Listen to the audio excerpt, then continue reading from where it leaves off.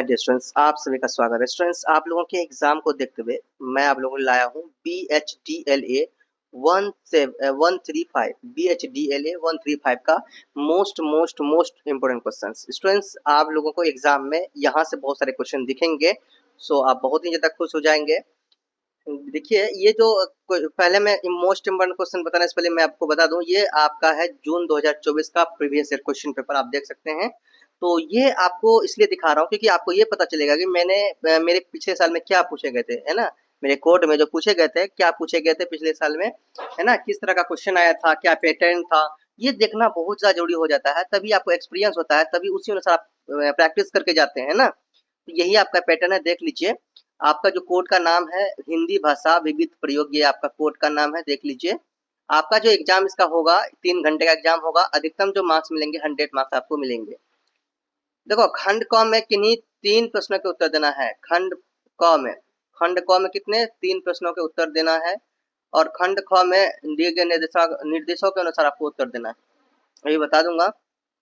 अब देखिए, खंड क में जो कि लिखा हुआ है यहाँ पे, खंड क में देख लीजिए, ये सब बहुत जरूरी है। 3 प्रश्नों को उत्तर देना है। अब देखिए यहाँ पे क्या है, प्रयुक्त, है ना। प्रयुक्त को निर्धारित करने के कौन कौन से आधार हो सकते हैं। तो प्रयुक्त नहीं है, प्रयुक्ति है। तो प्रयुक्ति को निर्धारित करने के कौन कौन से आधार हैं, स्पष्ट कीजिए। ये क्वेश्चन नंबर 1 है, आप लोग देख लीजिए। क्वेश्चन नंबर 2 में क्या पूछा गया था, देखिए।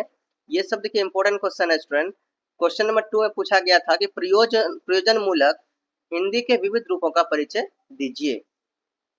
क्वेश्चन नंबर 3 जो है आपका, देखिए क्वेश्चन नंबर 3 है, वाणिज्य की हिंदी के प्रयोग क्षेत्रों का विवेचन कीजिए।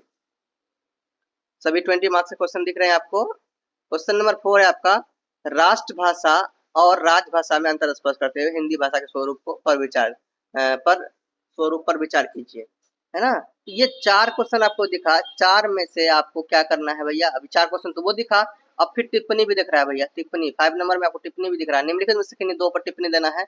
अगर 2 पे देंगे आपको 20 मार्क्स मिलेंगे, है ना। अगर टिप्पणी बनाएंगे तो आपको 2 बनाने ही होंगे। इसीलिए अगर आपने ये तीनों क्वेश्चन को बना, 4 क्वेश्चन में से ये तीनों क्वेश्चन को अगर बना लेते हैं खंड क में, जैसे ये खंड क दिख रहा है, इस खंड क में आपने अगर तीनों क्वेश्चन बना दिया तो ये बहुत बड़ी बात है। समझ में आ रहा है, बहुत बड़ी बात है। तो क्योंकि यहाँ क्वेश्चन में खुद कहा जा रहा है ना नोट में कि किन्हीं 3 प्रश्नों को का उत्तर दीजिए।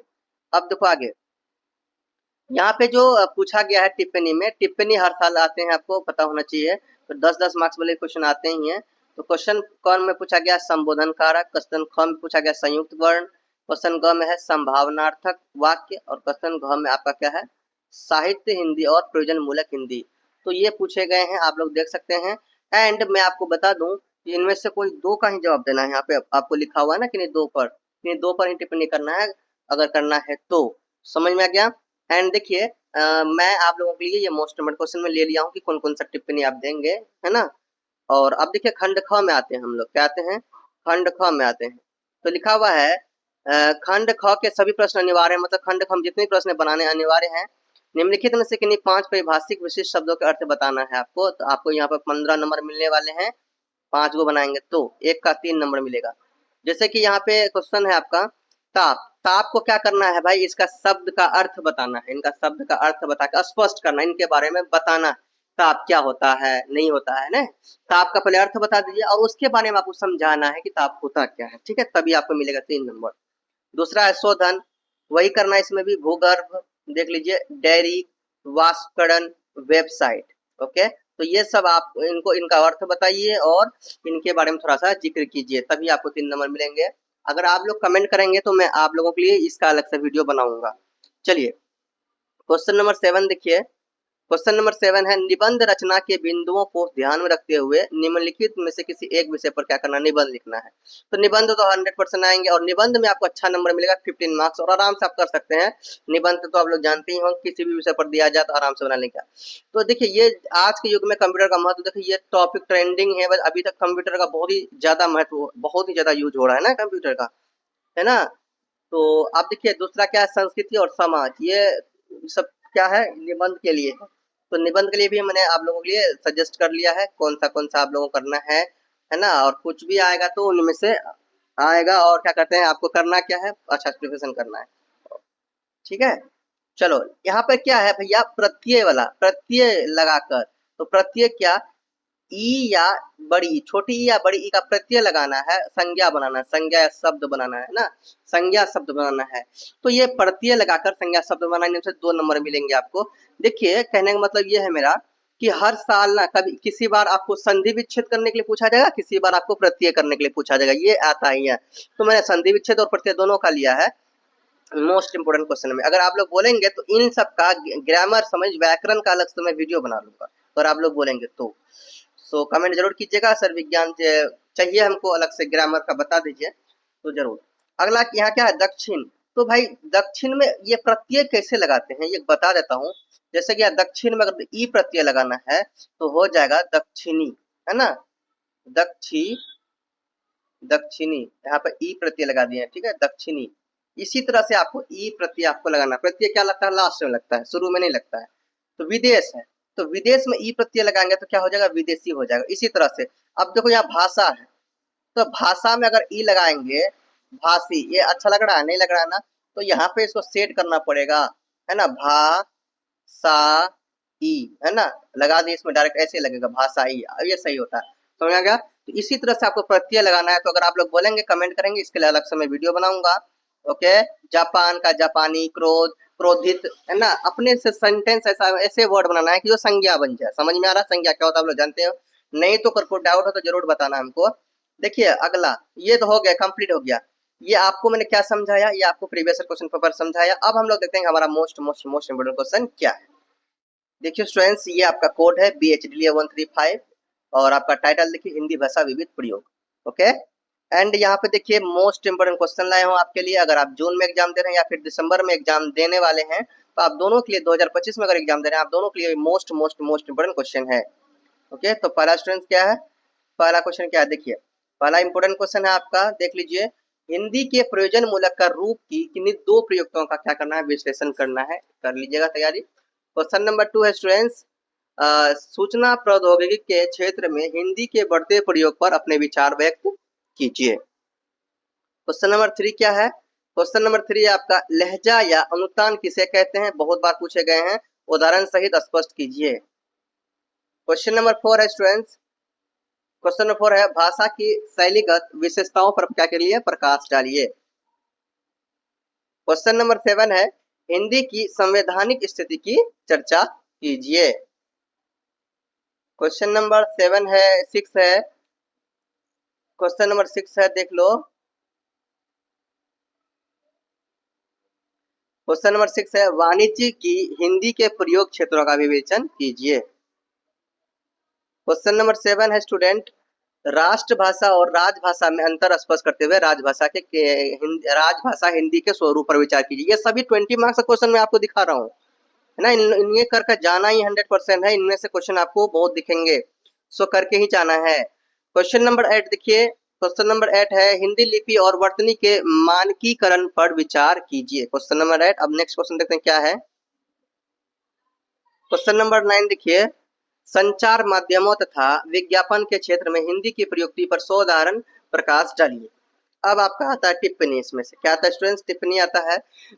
10 नंबर में देखिए मैंने लिया है टिप्पणी में, क्या टिप्पणी जो आएंगे आपको 10 मार्क्स के आएंगे।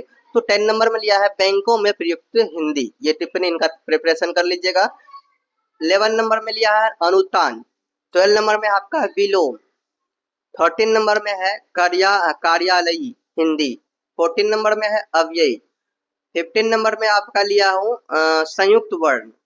और 16 नंबर में टिप्पणी के लिए लिया है मैंने साहित्यिक हिंदी और प्रयोजन मूलक हिंदी। तो इनका प्रिपरेशन करना है, कोई डाउट हो जरूर कमेंट कीजिएगा। अब देखो आपको ये भी आ सकते हैं ना, आते हैं, है ना, 3 नंबर का, 4 नंबर का, 5 नंबर का भी पूछे जा सकते हैं। ओके, लेकिन ऐसे 3 नंबर का ज्यादातर आते हैं। परिभाषिक अर्थ स्पष्ट करते हुए शब्दों के, है ना, ये जो क्या करना है, अर्थ स्पष्ट करना है शब्दों के। जैसे कि अधिनियम है, अधिनियम का अर्थ बताना क्या होता है, अधिनियम, उनके बारे में थोड़ा सा जिक्र करना है। अध्यादेश क्या होता है इसके बारे में बताना है। प्रारूप क्या होता है इसके बारे में बताना है ना। विनिमय, भूखनन, भूकंप, वेबसाइट, वाष्पकरण, अंतर्देशीय, तो ये सब आपको इसका अर्थ बताना है और इसके बारे में आपको जिक्र करना थोड़ा सा 4-5 लाइन में, ठीक है, ताकि आपको 3 नंबर मिले, है ना। तो अब देखिए, आपको कोई भी डाउट लग रहा है तो जरूर कमेंट कीजिएगा, इस पर जरूर वीडियो बनाऊंगा मैं। नेक्स्ट है स्टूडेंट्स निबंध। निबंध के लिए बहुत सारे निबंध आपको आ सकते हैं। मैंने 4 निबंध लिया है। स्वच्छता का महत्व, दूसरा प्रकृति और मनुष्य। देखिए निबंध क्या होता है, अपने अनुसार हम लोग लिख लेते हैं ना। निबंध कोई भी पूछा जाएगा, अपने अनुसार सोच के उसके बारे में लिख देंगे, सही होगा बस। इसमें तो नंबर नहीं कटने वाला। 15 नंबर का पूछा जाता है, ठीक है, 15 नंबर में आते हैं ये। 15 मार्क्स आपको मिलेंगे, अच्छे से कर लेना। आज के युग में कंप्यूटर का महत्व भैया, ये सब चारों का कम से कम देख के जाना।